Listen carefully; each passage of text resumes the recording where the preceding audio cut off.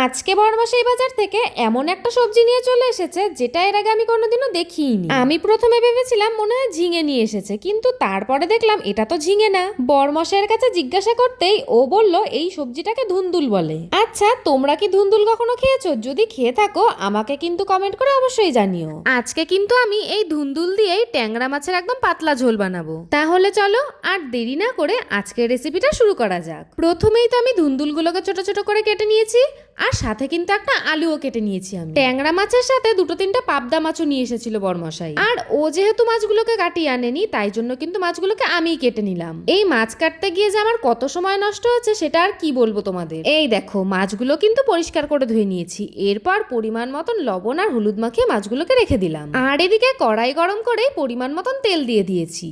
আর তেলটা ভালো করে গরম হয়ে আসলেই আমি কিন্তু একে একে মাছগুলোকে উল্টে পাল্টে ভেজে নিচ্ছি। এই দেখো মাছগুলো কিন্তু ভালো করে ভাজা হয়ে গেছে। মাছ ভাজাগুলো তুলে রেখে ওই তেলেই আমি কিন্তু আগে থেকে কেটে রাখা আলুগুলোকে পরিমাণ মতন লবণ আর হলুদ দিয়ে ভালো করে ভেজে নিচ্ছি। এই দেখো আলুগুলো কিন্তু ভালো করে ভাজা হয়ে গেছে। এবার আলুগুলোকে তুলে রেখে ওই তেলে আমি ফোড়নে দিয়ে দিচ্ছি জিরে, তেজপাতা, শুকনো লঙ্কা আর অল্প কিছুটা পরিমাণে কালো জিরে। ফোড়নটাকে কিছুক্ষণ ভেজে নিয়েই আমি কিন্তু আগে থেকেই কেটে রাখা ধুন্দুলগুলোকেও পরিমাণ মতন লবণ আর হলুদ দিয়ে ভেজে নিচ্ছি। চলো তোমাদের কিছু কমেন্ট পড়ে নেওয়া যাক। রিনা সরকার দিদিভাই বলছে লোটে মাছ রান্নাটা খুব সুন্দর হয়েছে। আমি ব্যাঙ্গালোর থেকে বলছি, প্লিজ একবার আমার নামটা নিও। এই তো দিদিভাই আমি তোমার নামটা নিয়ে নিলাম। মৌসুমী দাস দিদিভাই বলছে বোন তুমি বাড়িতে কবে আসবে বলো, ইচ্ছে তো আছে খুবই তাড়াতাড়ি যাওয়া। পায়েল সাহা দিদিভাই বলছে আমি ত্রিপুরা থেকে দেখছি, তোমার রান্নাগুলো সত্যি অসাধারণ হয়। থ্যাংক ইউ সো মাচ দিদিভাই।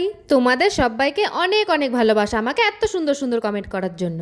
এই দেখো ধুন্দুলগুলো ভেজে নেওয়ার পর আমি কিন্তু আগে থেকেই ভেজে রাখা আলুগুলো এতে অ্যাড করে দিয়েছিলাম, আর দিয়ে দিয়েছি জিরে গুঁড়ো, ধনে গুঁড়ো, লঙ্কা গুঁড়ো, স্বাদ মতন চিনি। সমস্ত কিছু ভালো করে ভেজে নিয়ে আমি কিন্তু জল দিয়ে দিয়েছি ফুটতে। এবার মাছগুলোকে দিয়ে ঝোলটা ভালো করে ফুটিয়ে নিয়েই নামিয়ে নেব। এই গরমে এইরকম সিম্পল ট্যাংরা মাছের ঝোল হলে এক থালা ভাত কিন্তু এমনিতেই খাওয়া হয়ে যাবে সবার। আজকের মতন এইটুকুই। তোমরা সবাই ভালো থেকো, সুস্থ থেকো। চলে আসবো আবার নতুন আর একটা রান্নার ভিডিও নিয়ে। তো চলো সবাইকে টাটা।